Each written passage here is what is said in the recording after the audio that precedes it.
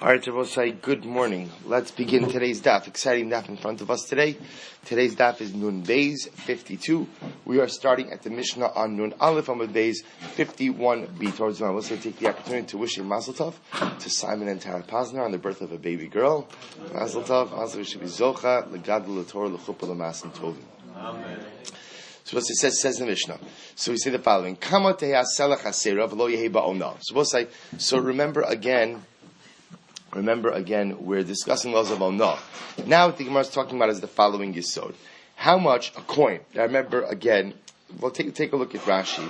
Rashi says, Kama te'as selach hasera, ma'beya hayotze, v'tamid hu shochek v'chaser, kama techsar, v'motzia lo te'onah. So we'll say, Gemara has a fundamental question, which is, their coins, remember, were made of precious metals, and the actual value of the coin itself was directly related to the volume of the precious metal in the coin. Well, what happens with coins over time? Especially, again, if they're thicker and larger. So they erode.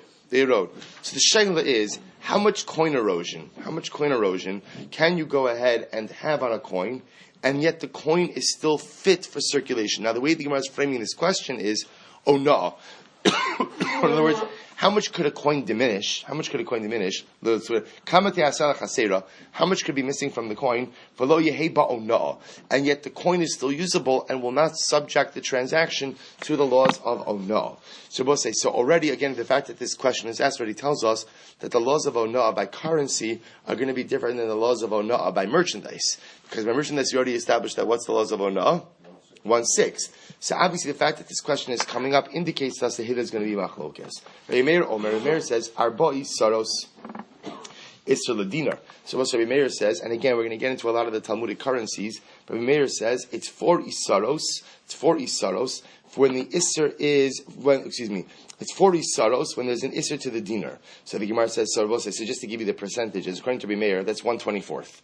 Right? So the idea over here is that if the coin diminishes by more than a 24th, then ultimately it's subject to Onah. Rabbi Yehuda says, Arba pundionos. Rabbi Yehuda says it's 4 pundionos, pundion ledinar, in relation of the pundion to the dinar, which Rabbosai means 1/12. So according to Rabbi Yehuda, if there's a coin erosion of 1/12, that ultimately goes ahead and subjects it to Onah. Rabbi Shimon says, we'll say top of Nun Beis, Shmona pundios, it's the equivalent of 8 pundios, and Shnei pundios ledinar, when there are 2 pundios to the dinar, which Rabbosai means a diminution of a 1/6. So Rabbosai says, interestingly enough, just so you keep your shitos straight, we've got Rabbi Rabbi Meir telling me that it's a 24th, Rabbi Yehuda telling me that it's a 12th, and Rabbi Shimon saying that it's a 6th. And Rabbi Shimon is the easiest to remember. Why? Because he's the same through and through. It's going to be a 6th by merchandise, and it's going to be a 6th by money. Ad masai mutal hachzir. So we'll say, so now that we've established the machlokes in terms of how much coin erosion constitutes Onah, now the interesting question is the following. Let's say someone used one of these coins that is subject to Onah. In other words, let's say the coin diminished by more than a 6th, or whatever, a 24th or a 12th, depending on which opinion. How much time, what's the window of returnability? Meaning, what's the time window in which a person could go ahead and, I just want to point out something else. Under normal circumstances, when we think about Onah, we normally think about a purchaser being overcharged, even though we saw that Lamaisa Onah applies to the seller as well, being undercharged. In the case of the coin, usually the situation over here is, this is the seller who's going to be suffering the Onah. It's the person who received the coin. Again, it doesn't have to be that way. We'll see it can be to the purchaser as well under certain circumstances, but just for visualization purposes, if you could imagine, again, this is, I purchased something from Ruvain, I pay him with money. It turns out that I gave him Onah money, meaning the money that I had given him, the seller or whatever it is, diminished by more than a 6th, the 12th, the 24th, depending on who. So how much time does the person who received the coin in the transaction have? Sorry, but I fell asleep around time. Every morning. How about if we talk Motzei Shabbos? Okay. Maybe your phone and Moshe's watch could have like a conversation. You guys can work things out. Shidduch. Right? So again, so Moshe says, so how much time do I have to go ahead and return the object? So it says the Gemara, so we'll say in the cities, it's the amount of time that it would take me to go ahead and show it to the money changer. Rashi says over Bekrachim, sheyesh sham shulchani Ad kedei sheyira l'shulchani. So we'll say, remember again, in the cities there are money changers. So essentially it's the amount of time that it would take me to go ahead and show the money changer. Right? Bikfarim, in the villages, ad arvei Shabbosos. We'll say in the villages, ultimately again, so it would be until Erev Shabbos. We'll say, now what does that mean? So in the Kfarim, Rashi brings out, in the villages, there are no money changers. Or I should say, there are not necessarily established money changers. So you have until Erev Shabbos. We'll say, what happens Erev Shabbos? Take a look at Rashi. Ad Arvei Shabbosos, Sheba lahotzia be'erev Shabbos l'seudas Shabbos, as yeidam yuchal lahotzia v'kablo mimenu. So you both say, in the smaller villages, where they don't necessarily have money changers, everybody has to go shopping on Erev Shabbos. Right? There are certain things that have remained unchanged throughout the continuity of the Jewish people, the historical continuum, which is people have to shop on Erev Shabbos. So if you have a coin of Osai, you're going to find out very quickly on Erev Shabbos if what? If that coin is fit for circulation or not. When you try to go ahead and buy your stuff on Erev Shabbos, if the merchant does not accept it, you will quickly find out about the quality of that coin. So also, interestingly enough, there's a distinction. The window depends on where you live. If you live in a city and there are money changers readily available, so you have the amount of time that it would take to show the money changer. If you live in a village, you have ultimately again until Erev Shabbos. Im haya makira, I will say, if the person who gave the coin, used the coin in the transaction, knew that it was subject to onah, then even after 12 months, you should accept it back. In other words, what it seems to be saying over here is, if you knew the coin was problematic, you should take it back whenever it's returned to you. And he has nothing on him except a complaint. Now, so we're going to see in the Gemara what exactly this means. The nostal meiser sheni, this coin can be used for meiser sheni. And so what this seems to say is, even a coin that is subject to onah, meaning even a coin that has diminished by whatever amount in the Mishnah, so the meiser you could still use it for the deconsecration of meiser sheni. Ve'ina choshesh, and you don't have to worry that the coin has lost some of its value. Ella nefesh ra. The only thing is that if you go ahead and you use such a coin, so the Mishnah terms you as a nefesh ra. We'll say, what does a nefesh ra mean? A nefesh ra ultimately means someone who's stingy. Someone who's stingy. So technically speaking, and we'll discuss this, you can go ahead and use the coin. You could use the coin for deconsecration, but we're not exactly happy that you're using that coin. That's not the ideal. And therefore, again, such a person is termed as a nefesh ra, as a stingy individual, an ungenerous individual. Says the Gemara, or mini, let's ask a kasha. Ad kama te'asela chaser vehi ba'ona. So we'll say, but yet again, the Brisa has a little bit of a different verbiage, because remember again, in our Mishnah, the Mishnah said, "Kama te'asela chaser v'lo yehi ba'ona." How much can a sela be missing and there's still no ona? Yet the Brisa said, "How much can a sela be missing and there will be ona?" Amra Papa. So we'll say, and yet again, the Brisa quotes the same shirim, quotes the same amounts as the Mishnah. So which one is it? Look at Rashi just a moment. Or minu kamate sela chaser v'yebaona. Alma bahani shiuri haviona. So we'll say the Brisa quotes the same shiurim as the Mishnah. Yet according to the Brisa, these shiurim are actual ona. Yet according to the Mishnah, these actual amounts will not be ona. So which one is it? Amar Papa lo kasha. Tana didon kachasha mimata lamala. So we'll say it's not a problem. They're saying the same thing. They're just arriving at it. Good morning, Mr. Schoenfeld. They're just arriving at it in different ways. The Tana of our Mishnah is going, Rabbosai, from the lowest amount to the maximum amount. Tana Bara, the Tana of the Brisa, kachashav milamala lemata. Ultimately, again, is starting with the upper amount and going towards the lower amount. Maishna, the Sela, the Pligi, or Maishna, Batal, the Pligi. So, what's another kasha? Why is it that there's a machlokis about ona'ah by coins, but yet no machlokis by ona'ah when it comes to garments, when it comes to merchandise? We raised this before, right? Remember, again, the truth is not totally true. We did see the sheet of Rabbi Tarfon that ona'ah is a third. But leaving that aside, because nobody really accepts it in the end, everyone agrees that by merchandise, the shirfa ona'ah is a sixth. There's no machlokes. So why is there no machlokes by merchandise? Yet, there is a machlokes over here by money. So what's the pshat? Amar Rava. Rava says, man tanatalas Rabbi Shimon. So we'll say, so Rava says, interestingly enough, no, the Mishnah that said that the shear for a sixth of the shear for ona'ah for merchandise is a sixth, that's Rabbi Shimon. Rabbi Shimon in our Mishnah also reflects a sixth, but Rava is suggesting that perhaps Rabbi Meir and Rabbi Huda might actually disagree with Rabbi Shimon in the case of merchandise as well. Abayi says, Talis ad shesus machal inshi. The truth is, it's different by a talis. Right? I was saying, because up to a sixth, a person will be mochal. We saw this, right? Remember how we paskin that up to a sixth of overcharging is automatic mechila. Well, now, why are people automatically mochal a sixth by merchandise? Listen to this. The amri inshi, because people say, ashik legabech v'shavi lekreisech. Overpay for your back, but only pay what's owed for your stomach. What does that expression mean? So let's say, take a look at Rashi for just a moment. Rashi says over here, ashik legabech, hitrich liksus gufech, legabech kana biyoker, v'shavi lekreisech, lema'acholcha lo signa ela b'shavin. It's good, it's okay to overpay a little bit for clothing. Why Rabbi was saying? Because since the clothing provides a person with warmth, with security, it's an important part of my being. So if you have to pay a bit more for clothing, you can pay a bit more for clothing. And people are mocha on that. But never overpay for food.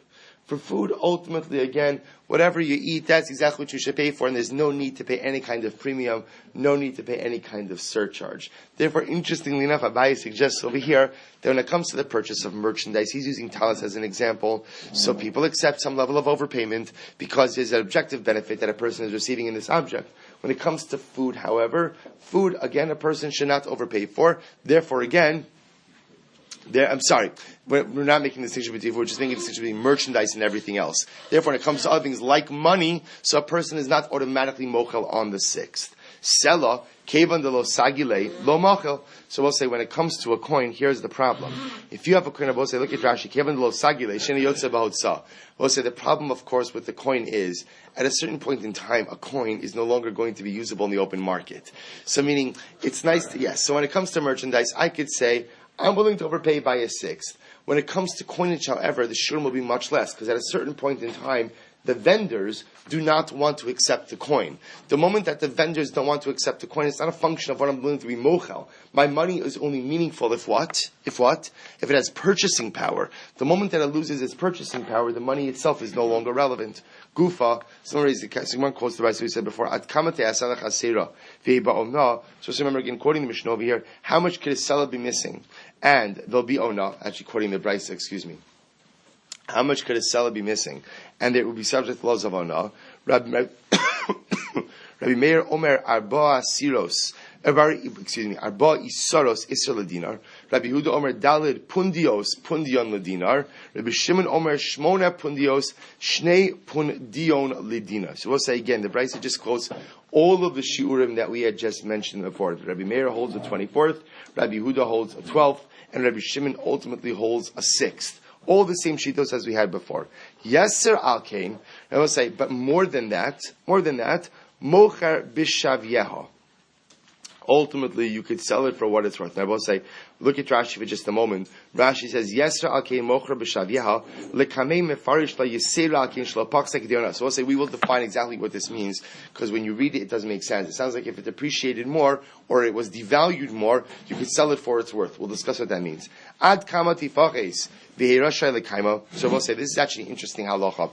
At a certain point in time, we actually don't want you, halacha doesn't want you keeping money that is clearly not worth that is clearly worth very little. The concern is that you may end up using it in transactions and ultimately, again, pull the wool over someone's eyes. So, for example, if a person has a seller, how much could a seller, I'm using the word depreciate, but I don't really mean depreciate, I actually mean diminish. How much could a seller diminish in its weight, in its volume, and still be held by its owner? Ad shekel. So also just to give you the relationship, so a seller is 2 shkalim. So pretty much until it goes ahead and devalues to the point of a half. B'dinar, ad rova. With a dinar abosai until a quarter. Pachos mikan iser asr. But if it devalues, an isser abosai, an isser is a very small amount. So if it devalues an isser more than a quarter of its value, then asr you can no longer use it. Hare zeh lo yimkarena, lo tagar. So we'll say you can't go ahead and sell this coin. In other words, you shouldn't sell the currency, you shouldn't use the currency, give the currency, or sell the currency to a tagar, to a merchant. Lo l'charam, Rabbi say charam. If you look at Rashi over here, Rashi says charam is adam anas. It's the first white line in Rashi. Someone who forces people to sell their stuff. V'lo l'harag, not to a murderer. Why? Because we'll say these are individuals who are not honest and upright individuals, and they will go ahead and cheat others with this money. Look at Rashi for just a moment. Second wide line in Rashi. I will say these individuals will try to use this money and use it in transactions with people. What's going to happen? People are afraid of them. So if the murderer comes to go ahead and buy something from you, and he pulls out one of these devalued coins, what's going to happen? I'm not arguing with him. Sure, sir. Sure. Is that what you'd like to do? Is that how you'd like to pay? Right? Will it be cash, credit, or diminished seller? Right? Whatever you want is good. So, therefore, the Gemara says, in order not to go ahead and put other people at a disadvantage, so Lamaisa, again, you should not use this type of diminished currency with these individuals who have the power and ability to force others to use it as well, therefore causing others to suffer a loss. Ella, rather, so we'll say, so what do you do with devalued currency? So now what we see is at a certain point in time, I can't use currency that has devalued too much. So what do I do with it? So I'll give you a very simple eitzah. Eli kavena, pierce a hole in it, v'yitle b'tzavar beno or b'tzavar bito. Give your kid a necklace, right? Go ahead and make a hole in it, right? Put a chain through it, and it's a very nice happy birthday, right? And make them a necklace. So the Gemara says, Amar Mar, Besela ad shekel. So let's go back for just a moment. So the Brisa said that if the seller devalues until a shekel, but dinar ad rova. So for a seller, if it devalues to half, you could still, up to a half, you could still use it. More than a half and more, you can't use it. But dinar ad rova, yet by a dinar, it was until a quarter of its value. Maishna besela ad shekel, umaishna bedinar ad rova. So we'll say, so why is that for a seller, ultimately, we let you, it could be divided until a half, but by a dinar it's until a quarter. The Gemara says, Amar Abaye, my rova diktani. So what does it mean when it says a quarter? So the Gemara says, diktani, nami rova shekel. It means a quarter of a shekel, not a quarter of the dinar. Amar Rava diktani. So we'll say, Rava says we could support this, because it says, tani rova, v'lo katani revia. Because we'll say it says a quarter, meaning it says rova means a fourth, as opposed to revia, which means a quarter. What does that mean? That I will say revia would mean the lashon of a quarter of its own value, versus rova, which could mean the quarter of the value of something else. Therefore, again, ultimately, it's the quarter of the value of the shekel. Shmamina lamali lemitli ledinar b'shekel. So I'll say, so why is it that the Gemara is linking the value of the dinar to the shekel? Mil sa'agav orchei kamashvalan, because the Brisa is teaching me an additional lesson. That what? The ikar dina the asim shekel. That the Brisa say ultimately again, there is a dinar that ultimately comes from a shekel. What does that mean? Rashi says the asim shekel, third wide line, and piches shekel ad chatzia v'naas dinar. Because we'll say if you take a shekel and you erode its worth to half, right? It diminishes by a half. That's now called a dinar. So you could have a dinar coin that ultimately comes from a shekel. So the Gemara says, Rabbi Ami, this supports Rabbi Ami. Rabbi Ami, dinar haba mi shekel mutar lakaimo. But Rabbi Ami says that a dinar that comes from a shekel, ultimately, again, one is permitted to go ahead and keep it. I was supposed to say that if you have a dinar that comes from a shekel, which means a 50% diminution of the coin itself, lemaisa again. So I think you need one more chair over here. So what happens? So again, if that's the case, you are permitted to go ahead and both. Not only both of you. One of you could get it. All right, so what happens? We'll say, so again, a coin like that, ultimately one is permitted to go ahead and hold on to it. So that's the Gemara is coming to teach. But if it devalues so much that it's now a dinar that comes from a seller, ultimately one would not be permitted to go ahead and hold on to that coin. Good. So we'll say, so the point the Gemara is making over here, and obviously it's hard for us to relate to these ideas because our currency doesn't really operate like this.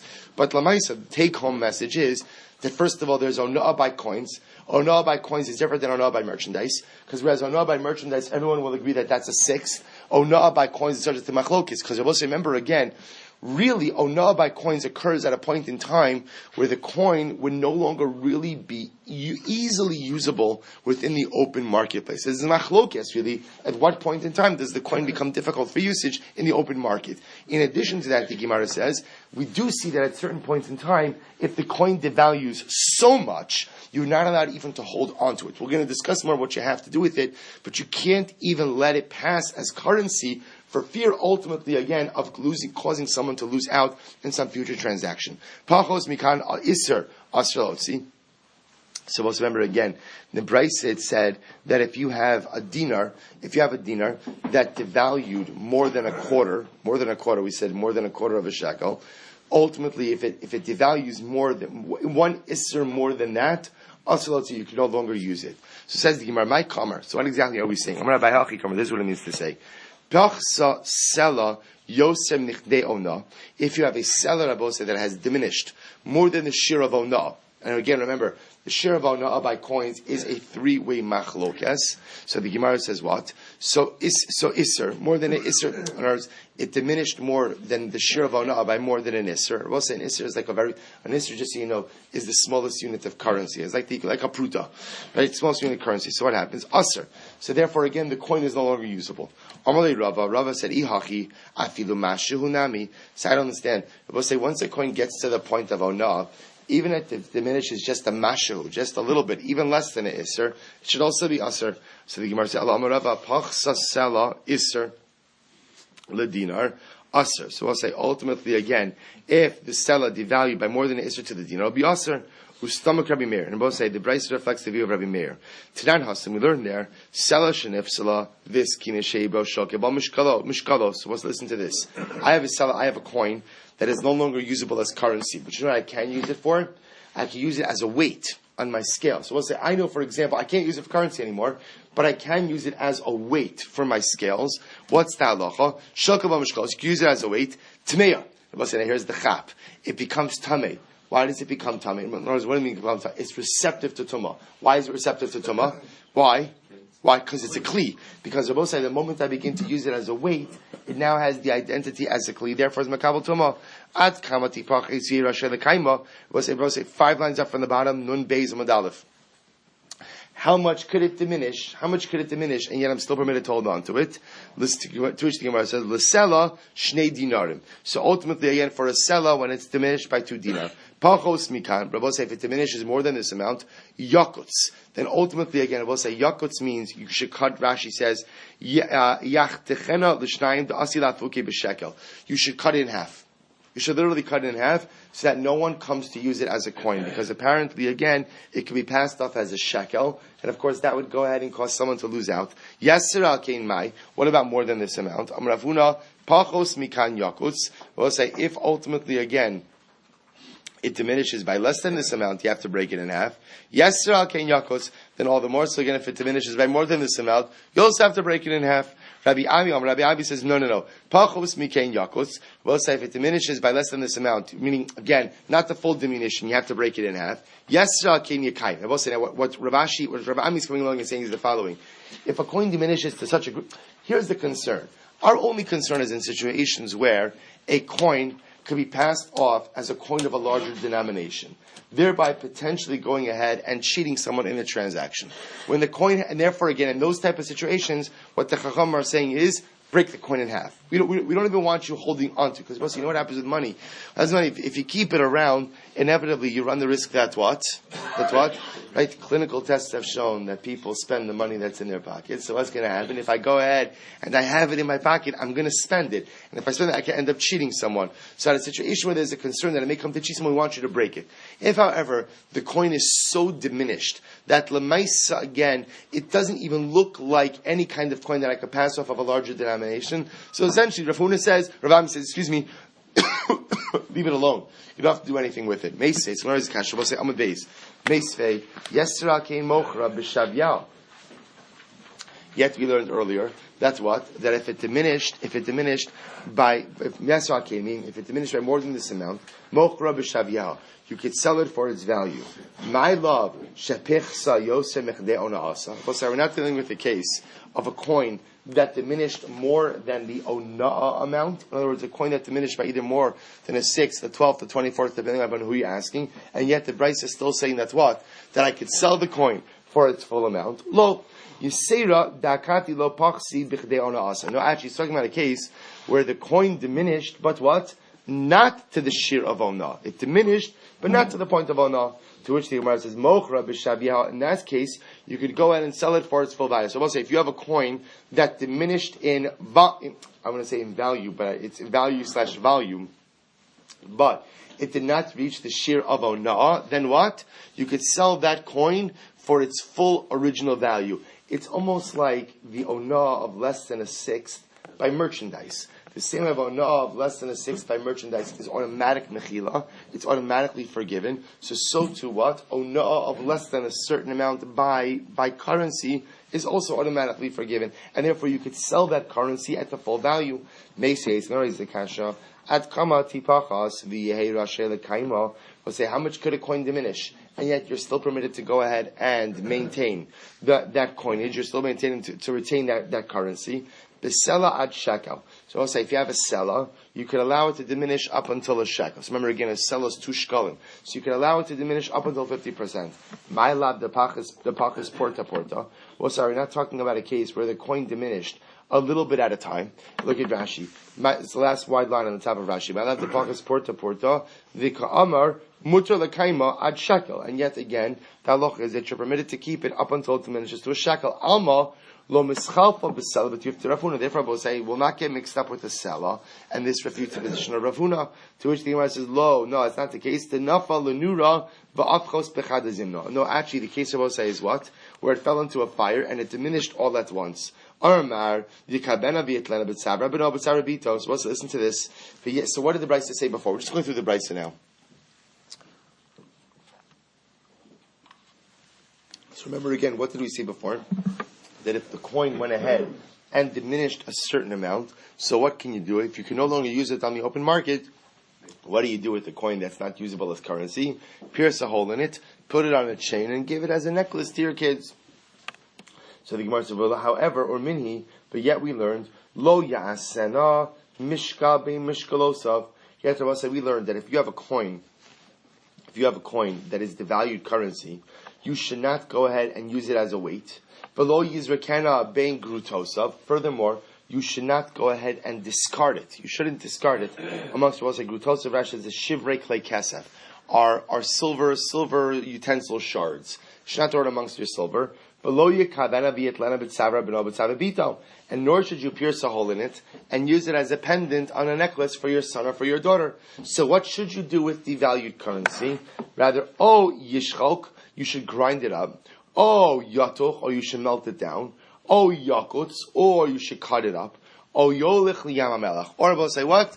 You should throw it into the yam hamelach. In other words, we'll say the idea over here is get rid of it. Get rid of it. We don't want people holding on to devalued currency, because the concern ultimately is what? That a person will come to use it as currency and thereby cause the other party to transactional loss. So you have to get rid of it. So we'll say, see the contradiction? The Brisa Aleph said, what can you do with currency? Makes a wonderful birthday gift, right? Pierce a hole in it, put it on a chain and give it as a pendant to your kid. And yet the Brisa over here says, no, you can't do that. You have to destroy it. So which one is it? Amar Rabbi Lazar, Amar Rav Huna, Amar Rabbi Lazar, Lo Kashya, Kan Be'emsa, Kan Minat Sad. Oh, this is so interesting. Everything depends on where you make the hole. In other words, I will say, when the Brisa over here says, or in the Brisa, when the Brisa on Amud Aleph said that you can pierce a hole in it and use it as a pendant for your child, that's talking about a hole in the middle of the coin. So if there's a hole in the middle of the coin, there's no way that coin could go ahead and pass off as currency. Masha'in kain, if you make the hole on the edge of the coin, we'll say, so it actually points out that what could happen, if somebody is a real ramai, somebody is a real trickster, what could he do? He could file down the coin along the edges, and essentially, again, make the coin smaller, thereby getting rid of the hole. That's where we're nervous that somebody's going to go ahead and misappropriate the coin. So if you make the hole in the middle, you could use it as the pendant. If you go ahead and make the hole on the side, you can't, because Lamaisa, we're scared that somebody will still shave the coin down and inappropriately use it. Ad masay mutla hachzir, bekrachim ad shira l'shulchani, bekfar ad arbishas. So remember again, next part of the Mishnah. This is very exciting. Next part of the Mishnah, very exciting. So listen to this. So until what point in time? So we'll say, now that we've established how much is considered onah when it comes to currency. Now that we've established how much is onah when it comes to currency. Just by the way, just so you should know, how do we paskin? So we'll say, good news, wonderful news. we keep the same shear for onah throughout. So for us, we don't distinguish between merchandise and currency. Onah is a sixth. So one last thing that you have to remember, right? And you have a shayla of onah, a sixth. And I will say, by the way, the framework is always the same. Less than a sixth, automatic mechila. A sixth, the aggrieved party has the right to void the sale or get their money back. More than a sixth, either party has the ability to void the transaction. And that is the same for our purposes no matter what we're talking about. Whether we're talking about merchandise, whether we're talking about the valuation of currency. Good. Now that we have that, remember the Mishnah made it the same. The Mishnah asked, what's the window for addressing onah in money? In other words, how much time do you have to potentially come back and reclaim your money or void the sale?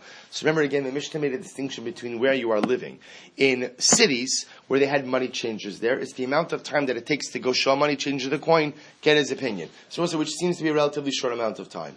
In villages, you have until when? Until Erev Shabbos. What's the logic there? Because there often were not money changers in the small villages. So when would you find out if the currency you have is good currency or not? When you go to buy your produce for Shabbos, and you go to buy your takeout, and you go to buy your chalas, and you walk into the store, and the merchant tells you, I'm not accepting that currency, right? That's not a good coin. That's when you would find out. So in the villages, you have until Erev Shabbos. So it says the Gemara, Ma'ishna b'sela de mafleg, u'ma'ishna b'talis de lo mafleg. So we'll say, interestingly enough, why is it that by currency, the window to address the onah situation depends on where you live. Yet, when it came to merchandise, we made no such distinction. Right? So remember again, by merchandise, what's the window you have to address? What's the window you have to address the onah?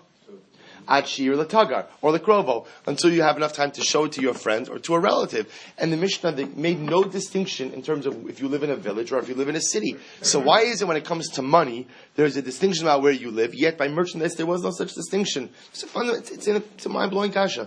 So listen to this. Ki tnan nami masnis and betalis. I'm going to read that again. Amar Abaye, Ki tnan nai masnisim betalis bikrachin tnan. So when we learned the Mishnah before about merchandise, the Mishnah was assuming that this situation is taking place in a city, in a city, where you had ultimately again a lot of merchants. Therefore, again, the Mishnah just simply said the shear for onah is the amount of time it takes you to go ahead and show the merchant or to show your relative. Therefore, I will say, but enachinami, based on this answer, the same distinction for villages versus cities would apply to merchandise as well. And that enachinami, if you were purchasing this merchandise in a village, you would have apparently a longer or larger window in which to be able to address onah. So Tanan Rava says talis.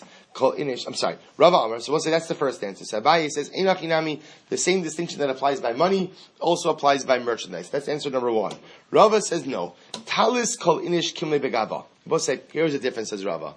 People know merchandise, especially again when it's common usage merchandise. People know the merchandise. So if I buy a talis, I buy a cloak, I have a general idea as to what I'm doing.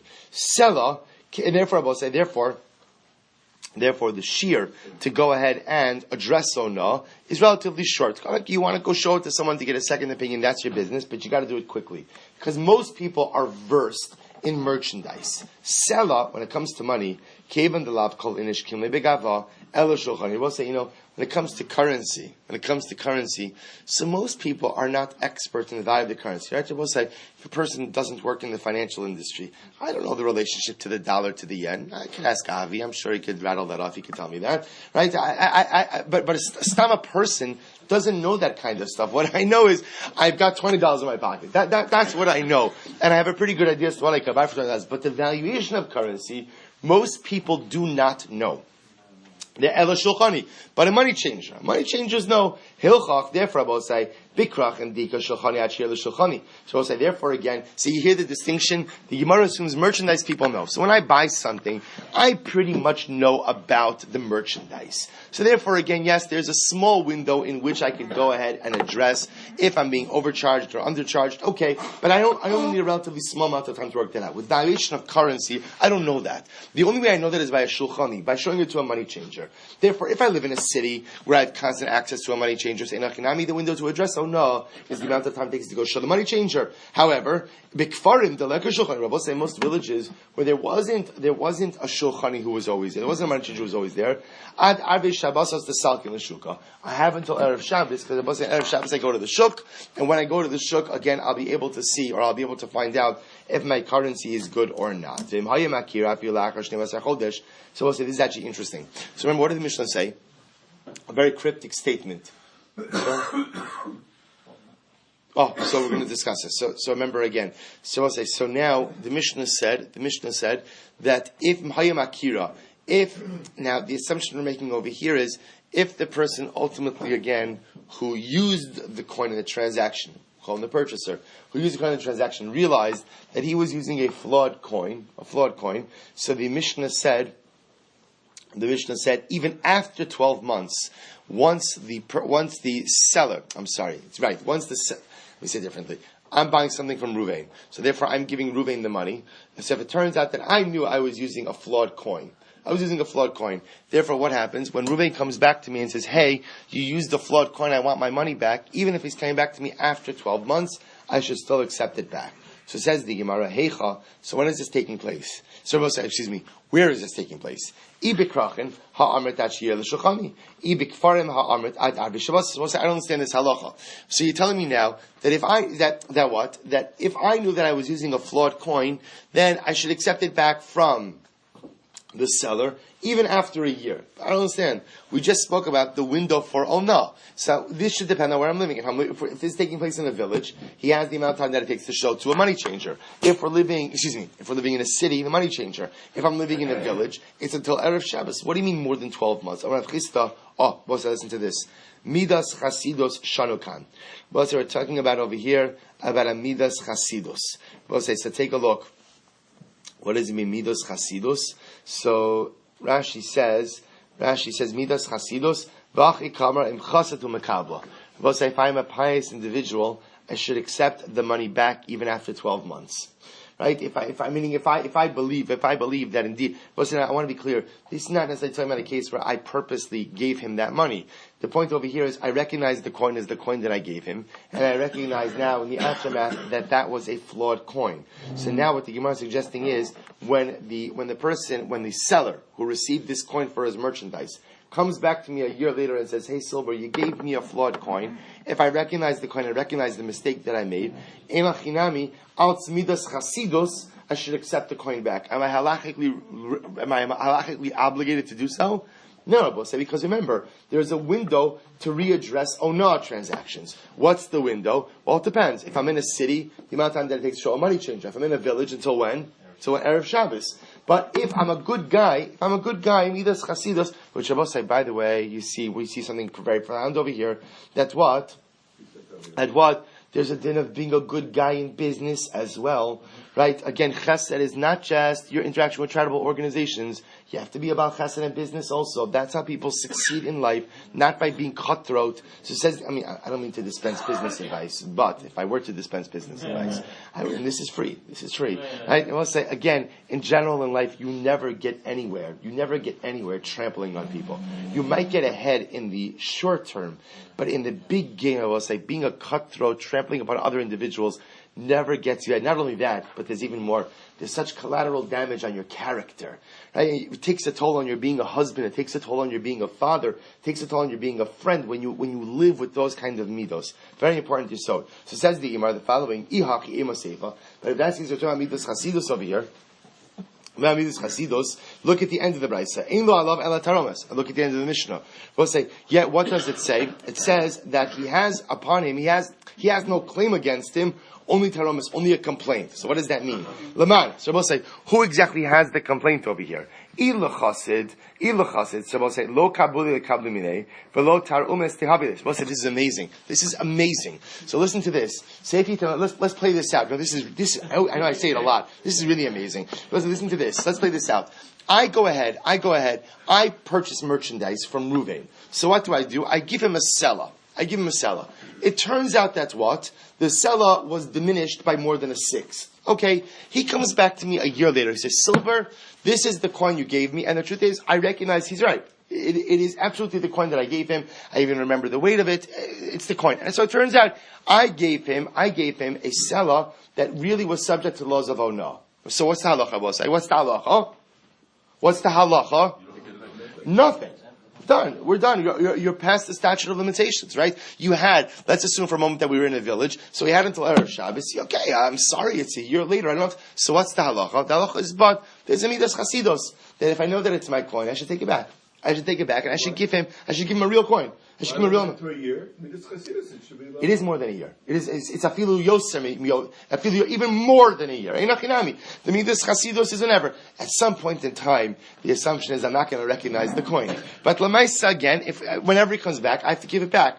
So then Rabbi says, so what does the Brisa say? The Brisa says, but if I'm going to have taromes, if I'm going to have a complaint, so the Gemara says, who's going to have taromes? If we're saying that when I go ahead and accept the coin back from Ruvain, I'm going to be braigis with him, right? I'm going to accept it back, but I'm going to be braigis with him. So the Gemara says, I have a better idea. Don't be a chassid if you're going to be braigis. Let's say, what does that mean? In such an incredible yisod. In order to do chesed, you have to do chesed with happiness. Doing chesed in a way in which you're going to have ill will towards someone else, I will say, is not chesed. Better not to be about chesed under those circumstances. Better not to go ahead and do the nice thing. Better just to be a regular guy who doesn't necessarily go out of his way for other people than to go out of your way for other people and to be angry, resentful, and braggous about it. Absolutely amazing. So I told you it's amazing. So again, if by accepting that coin back after a year, I'm going to be braggis for the rest of my life against Ruvain, better to be a Bal Halacha than to be a Bal Chesed. Better than to say, Ruvain, you know what, I'm sorry, it's after a year, I'm really sorry this happened, I apologize, it wasn't intentional, I'm not accepting it back. Better to do that than to accept it back and to be braggis against it. It was an incredible yisod. Ve'ela, lehech tekabla minei. Rather, I will say, must mean, right, so what is this? Is it going to be, I will say, that's what? Is it going to be, Reuven is going to be braggis? Well, how would he be braggis? If I accept the coin back, why would he be braggis? Hakikam, I will say, this is what it means to say.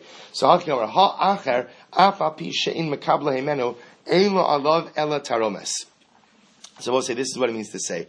Ha'acher, someone else, even if he was not makabalit, he has no kabbalah against Reuven. So what the Mishnah means to say is the following. If at the end of the day, Reuven comes back to me after a year, right? Or, by the way, when you say after a year, it doesn't mean after a year. It could be after 2 weeks. It's after the statute of limitations runs out, after the window has closed. He comes back to me. So as much as ideally I should be a Bal Chesed, I, the person who paid with this money, the Ona money, I should be a Bal Chesed and accept it back. L'maisa, if I don't, Reuven has no claim against me, except he could be braggis against me. Taromus means he could be braggis. So he could say, you know what, Silver, it's not nice that you use that type of coin, but he has absolutely no halachic, or bless you, or no legal recourse against me. So we'll say, we'll stop over here for today. I'll just say something amazing. You know, you should know that, Nechama Leibowitz, Zichron Libracha, has an incredible insight into this idea. Thank you for that. Thank you for the musical accompaniment. So he says over here like this. She says, that this is what happened with Sarah Imenu. You know, Sarah told Avram Avinu to go ahead and take Hagar as a wife. And then what happens? Things very quickly spiral downward between Sarah and Hagar. Sarah and Hagar. So what's the pshat? So Nechama Leibowitz says something amazing. She says that what Sarah Imenu did is, she bit off more than she could chew. She thought that she could tolerate having this other woman come into her life, be a wife, not even a pilegesh, not a concubine, but she urged Avram Avinu to take Hagar as a wife. She thought that she could encourage this, be an incredible balas chesed, be mevater on her own covet, and totally be b'shalom with it. And you know what? She was wrong. She was wrong. She thought she could handle it, but she could not handle it. And therefore what ended up happening was it created incredible animosity within the home between her and Sarah. And it's right, she says, you see from here that what? That in life, if you want to do chesed, you have to make sure that you are capable of making that sacrifice. Because sometimes people make certain sacrifices. They make certain sacrifices for others, and then what? They're resentful of it.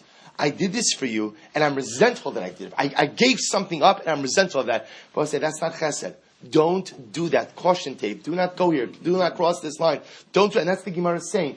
You want to be a chassid, that's wonderful. As long as you're capable of being the kind of person of making a sacrifice for another and being happy about that sacrifice. But Lamaisa, if you're going to be unhappy, abraigis, or resentful about that sacrifice, better not to make it and just to be a good Jew. I say being a chassid is something we all aspire to. I don't mean in the chitzonius. I mean, if you want to do the chitzonius also, go for it. I mean in the pnimius, right? To be an internal chassid, that's something we all aspire to. But a person also has to know where they're holding. If I'm capable of doing it and maintaining that level, great. If it's going to cause resentment or bitterness, better just to be a good Jew than to strive to be a chassid. Right? We'll stop over here.